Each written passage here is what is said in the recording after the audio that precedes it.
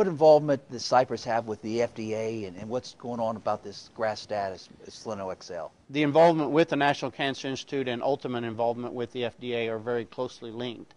For the dietary supplement industry, the FDA does not require a specific registration. But if we are to go into the functional food market, meaning going into a cereal or a bread or a soup or a salad dressing or something like this, to move into mainstream functional food, we have to achieve a registration with FDA that's called GRAS, generally regarded as safe.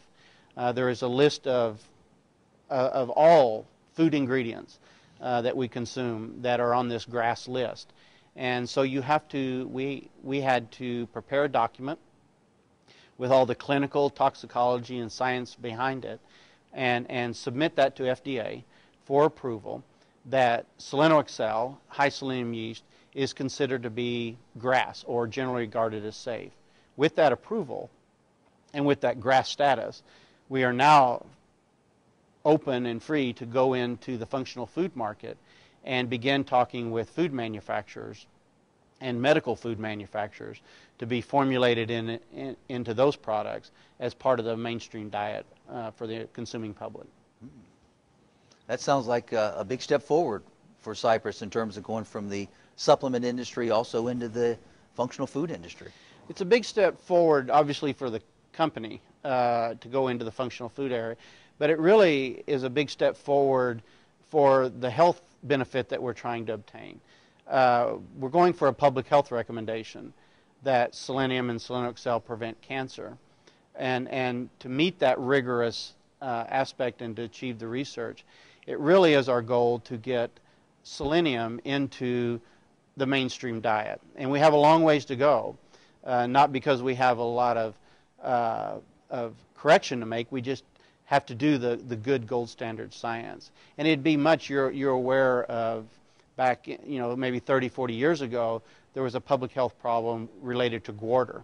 And it was found that iodine and iodized salt played a major role in the prevention or the eradication of goiter.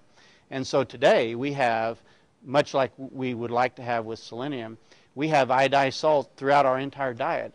And goiter has been eliminated from a health and a chronic health problem in the world situation. So that's what we're looking for in a public health recommendation with selenium, that it can become part of our everyday diet so that we can elevate those blood plasma selenium levels and hopefully lower the effects of cancer and cancer prevention. Now, the Food and Drug Administration, or the FDA, has allowed a certain claim even today about selenium's effect on cancer, or at least to the effect where emerging research is showing some positive results. Right. Isn't that true? There's some claim you can even have today? That is true. And that applies both to the dietary supplement industry and to the functional food market.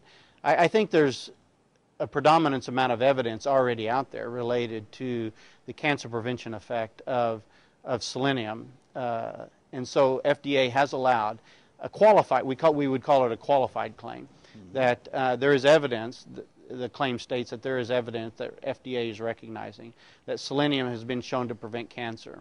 And the qualification on that is additional research is needed, which we are actively involved in, and support that position that additional research is needed. So basically it's somewhat limited and not conclusive, but emerging research is showing positive effects. That is correct. It is a recognition of already established gold standard research that has shown the role of selenium in cancer prevention, but also recognizing, as the research community would agree, that additional research is needed before we can begin to make those kind of public health claims.